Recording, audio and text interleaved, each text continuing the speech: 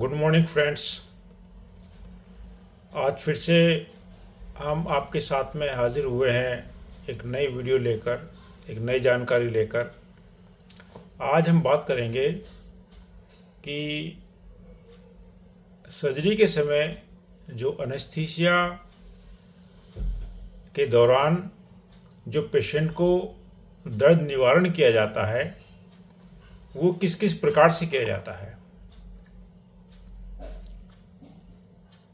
बेहोशी के समय भी जब पेशेंट बेहोश रहता है, सर्जरी चल रही होती है, तो उस समय भी पेशेंट को जो दर्द निवारण को इंग्लिश में एनाल्जेसिया बोलते हैं, तो जो और इंट्रा ऑपरेटिव मीन्स ऑपरेशन के समय जो दर्द निवारण है मीन्स इंट्रा ऑपरेटिव एनाल्जेसिया, और ऑपरेशन के बाद में पोस्ट ऑपरेटिव एनाल्जेसिया।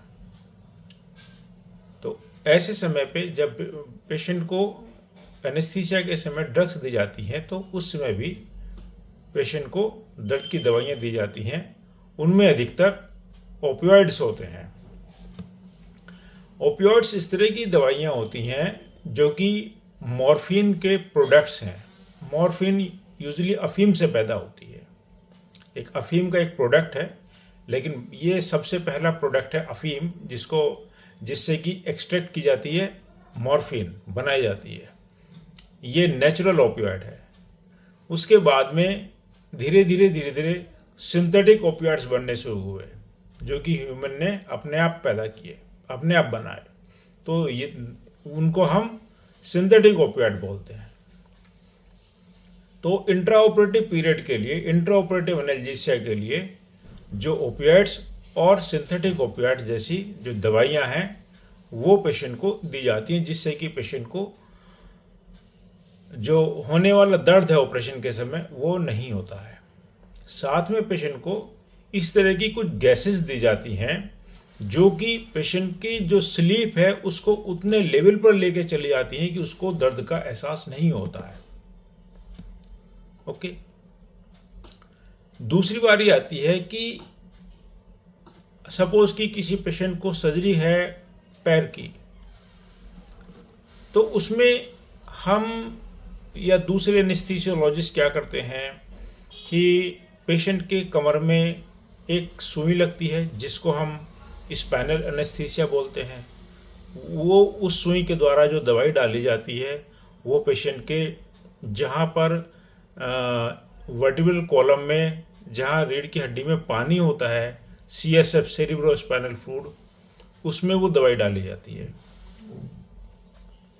उसी का एक दूसरा रूप है जिसको हम एपिड्यूरल एनेस्थीसिया बोलते हैं। एपिड्यूरल एनेस्थीसिया में पेशेंट के रीढ़ की हड्डी के पास में, अंदर ही नस के पास में ही ले जाके एक बहुत बारीक लगभग 1 मिलीमीटर के डायमीटर का एक नली डालते हैं जिसको एपिड्यूरल कैथेटर बोलते हैं। आपने देखा होगा यूरिन कैथेटर, पेशाब की नली में डलता है यूरिनरी कैथेटर। ऐसे ही रीढ़ की हड्डी में भी एक नली डलती है, इसको एपिड्यूरल कैथेटर बोलते हैं। तो अगर हमारा स्पाइनल एनेस्थीसिया जो हमने दवाई रीढ़ की हड्डी में दी है उसका इफेक्ट खत्म हो जाता है, तो सर्जरी अगर लंबी चलती है तो हम वो जो हमने नली डाले रखी है हम उससे बाद में सर्जरी चलते हुए उसको पेशेंट को दवाई दे सकते हैं। तो ये यूजुअली इस तरह की जो एनेस्थीसिया प्रोवाइड की जाती है वो हमारे गर्दन से लेके और नीचे तक के जितने भी भाग हैं उन सब की सर्जरी के लिए, उस सब की एनेस्थीसिया के लिए हम प्रोवाइड कराते हैं। और जब सर्जरी खत्म हो जाती है उसी नली से, एपिड्यूरल जो कैथेटर है उसी कैथेटर से हम दवाई देकर उसकी मात्रा कम करके और उसमें ओपियाइड्स मिक्स करके पेशेंट को बहुत लंबे समय तक, इवन कुछ इस तरह की दवाइयाँ होती हैं, कुछ इंजेक्शंस होते हैं, अगर हम एपिड्यूरल कैथेटर के थ्रू हम रीढ़ की हड्डी में अंदर जाके डालते हैं जहाँ पर नसें होती हैं स्पाइनल कैनाल में, तो पेशेंट का जो पेन रिलीफ है वो 12 आवर्स से लेके 15 आवर्स 20 आवर्स तक रहता है। पेशेंट इतना खुश रहता है कि उसको पता ही नहीं चलता कि दर्द जैसी चीज़ है क्या। तो एनेस्थीसिया एक जो सब्जेक्ट है मेडिकल फील्ड में, it's just like a miracle. अगर पेशेंट को अच्छी एनेस्थीसिया मिलती है तो आप समझिए कि उसको ये पता ही नहीं रहेगा मेरी सर्जरी हुई कब, ये क्या दर्द नाम की चीज़ होती क्या है। और यूजुअली जो कमर में वो जो कैथेटर डाल के रखा जाता है, एपिड्यूरल कैथेटर, वो अक्सर 72 आवर्स, लगभग 3 दिन तक हम उसको रख सकते हैं, रख ज़्यादा दिन भी सकते हैं। लेकिन सर्जरी का जो दर्द है वो मैक्सिमम जो पेन रहता है वो 72 घंटे तक रहता है, 72 आवर्स तक। तो हम इस तरह का जो एपिड्यूरल कैथेटर है उसको हम 72 घंटे तक डाल के रखते हैं।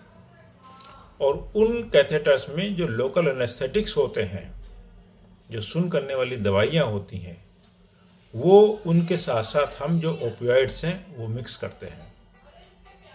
तो उनका इफ़ेक्ट जो होता है वो बहुत लंबे समय तक रहता है।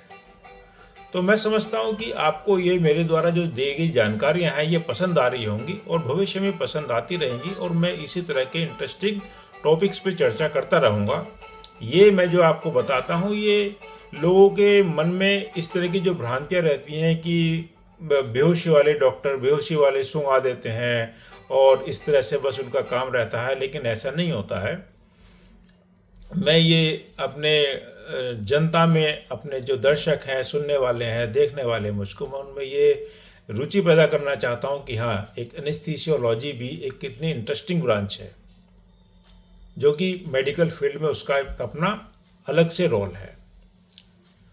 तो समझता हूँ कि जानकारी आपको पसंद आई होगी, और पसंद आए तो इसको जो है लाइक करना वीडियो को, और अपने दोस्तों में शेयर करना, और मेरे चैनल को सब्सक्राइब करना। तो अगले वीडियो में मैं फिर से आपसे मिलूँगा, तब तक के लिए नमस्कार, आपका रात्रि शुभ हो और जय हिंद।